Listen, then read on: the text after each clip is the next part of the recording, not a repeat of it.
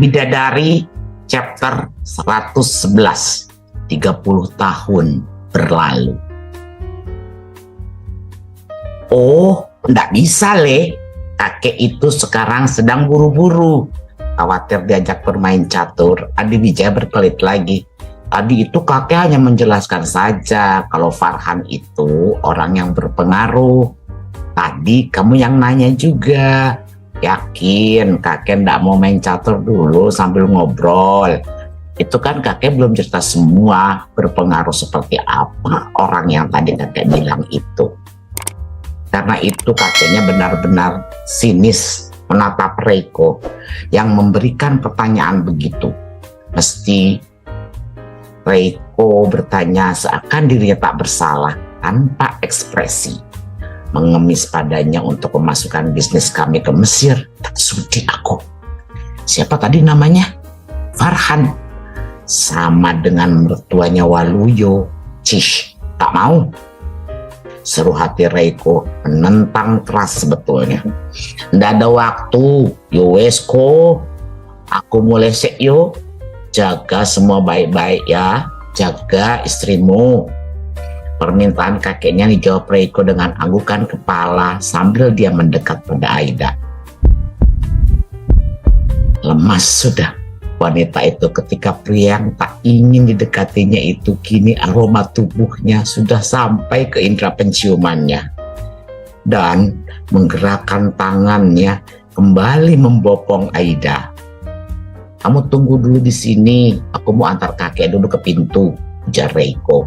Sambil berjalan mendekat pada sofa, di saat kakeknya juga sudah mengkode pada Lesmana kalau mereka harus cepat-cepat pergi. Dua manusia yang sangat lucu, bisik hati Lesmana yang memang tadi memperhatikan sesuatu juga. Tapi memang dia tak membicarakan apapun, hanya sekedar mengamati dan kini mengikuti kakek Reiko keluar dari apartemen itu. Jaga istrimu yo. Jangan sampai yang begini terjadi lagi, tegas kakeknya dengan suara berbisik, tapi tatapannya tajam pada Reiko. Iya kek, keduanya masih saling tatap saat Reiko menjawab. Anggap saja sekarang aku percaya karena Aida yang menjelaskan. Tapi lukanya ndak wajar. Aku akan hitung-hitungan denganmu nanti Le. Dan setelah mengatakan itu, kakeknya meninggalkan apartemen Reiko tanpa menengok ke belakang. Dia sudah menutup pintunya kan Lesmana? Tanya Adi Wijaya yang memang telinganya juga sudah mendengar kalau Reiko pasti sudah masuk ke dalam kamarnya. Lagi pula mereka juga sudah berjarak sekitar 10 meteran lebih. Sudah Tuan Besar. Hahaha. Kini kakeknya Reiko sudah tersenyum lagi sesaat setelah dia mendengar penjelasan Lesmana. Kau lihat bagaimana aku mengancam cucuku? Lihat Tuan Besar, menurutmu keren tidak? Tuan Besar, apa benar-benar curiga? Ya enggak tahu ya aku. Aku percaya Aida. Tadi hanya membuat cucuku supaya lebih memperhatikan dan memanjakan istrinya. Justru sekarang Adi Wijaya terlihat begitu bahagia melirik pada Lesmana. Kamu lihat tidak bagaimana cucuku menyuapi istrinya? Romantis enggak? Romantis Tuan Besar. Mungkin senang Adi Wijaya mendengarnya. Setia enggak? Dan Reiko sangat perhatian sekali pada istrinya Tuan Besar. Nah, ya iyalah kan bojo, seru Adi Wijaya senang mendapatkan jawaban Lesmana. Pasti kamu juga tidak pernah nyuapi istrimu seromantis putuku toh.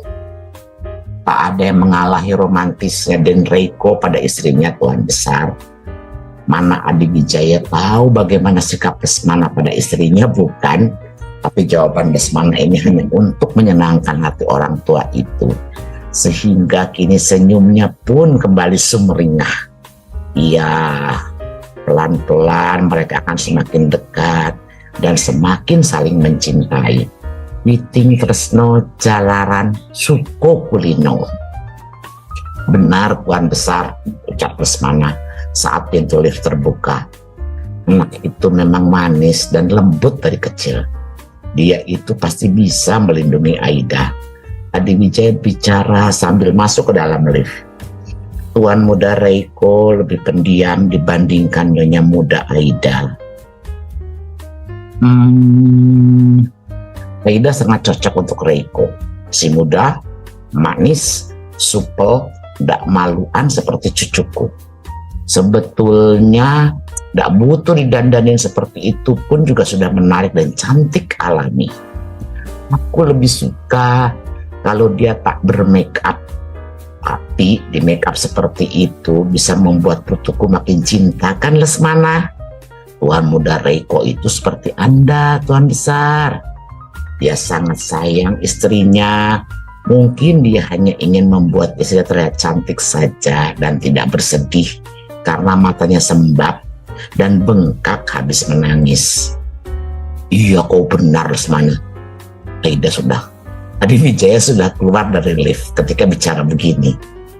Tapi aku khawatir dengan tangan dan kakinya menantuku, ucap Adi Wijaya sebelum memasuki lift. Menurutmu cucuku tidak melakukan sesuatu yang buruk padanya, kan? Membentak, memukul. Tadi itu aku sempat curiga, tapi mereka terlihat akrab. Kalau menurut Anda, apakah ada yang ditutupi, Tuan Besar? Lesmana memilih mengembalikan itu kepada Adi Wijaya. Dan kalaupun aku sedang memendam sesuatu sekarang, kecurigaanku tetap saja aku harus diam. Karena belum ada bukti dan semuanya masih on progress. Bisik hati Lesmana yang memang tidak mau menyindir apapun. Kalau melihat cemburunya tadi saat kami membicarakan Farhan, sepertinya cucuku tidak akan melakukan sesuatu yang buruk pada istrinya. Anda memperhatikannya juga, Tuan Besar. Ya jelas. Wijaya bicara ketika mereka sudah tidak ada lagi di lobi dan kini menuju ke arah mobilnya. Aku senang melihat cucuku cemburu. Biar Adi Wijaya pun senyum-senyum. Aku juga bisa bernapas lega. Setidaknya aku jadi tidak harus terus-terusan menahan sakit di jantungku. Kepikiran putuku menyakiti istrinya. Inilah kenapa aku tidak mau bicara banyak dengan Tuan Besar. Lesmana memang melihat ada progres. Tapi dia juga tidak mau menyindir lebih karena dia khawatir dengan penyakit jantung dari Adi Wijaya. Bukankah lebih baik membiarkan progresnya berjalan dan melaporkan sesuai bukti? Kita tidak perlu banyak pikiran, Tuan Besar. Saya yakin mereka akan mulai mengembangkan perasaan mereka lebih baik lagi kalau tidak diganggu. Iya. Aku mendengar semua saranmu. Tapi apa menurutmu anakku Endra dan istrinya mereka juga menyukai Aida? Mudah-mudahan, Tuan Besar. Saya tidak bisa banyak menilai soal ini karena kita kan tidak pernah melihat mereka dalam satu frame dan pertemuan mereka hanya sekali saja di acara pernikahan. Semua terlihat baik-baik saja. Saat sudah dalam mobil, Lesmana mengutarakan itu. Ya, lagi pula sekarang mereka tinggal berdua, kan? Aku rasa mereka akan menemukan kecocokan satu sama lain karena tidak terganggu keluarga besar. Witing Tresno Jalaran Suko Kulino. Adi Wijaya dan Lesmana sama-sama bicara begitu. Dan diakhiri dengan tawa Adi Wijaya. Aku jadi punya harapan untuk hidup lagi, Lesmana. Ada yang aku tunggu dan ada yang ingin aku lihat. Memang Anda harus bersemangat untuk hidup, Tuan Besar. Jadi Anda sekarang harus memperhatikan lagi kondisi kesehatan Anda. Tentu saja ini adalah hal positif untuk Lesmana. Dia pun senang, apalagi Adi Wijaya sudah manggut. Namun ada sesuatu juga yang masih terpancar di matanya, tampak sebuah kesedihan. Mungkin ini bisa menebus dosa-dosa masa laluku padanya, ya Lesmana. Tuan Besar, Anda tidak perlu memikirkan masa lalu. Ini yang tidak disukai oleh Lesmana. Makanya dia mencoba untuk tidak membahas masalah itu, karena akan selalu membuat luka dalam di hati Adiwijaya. Tetap saja itu adalah dosaku di masa lalu.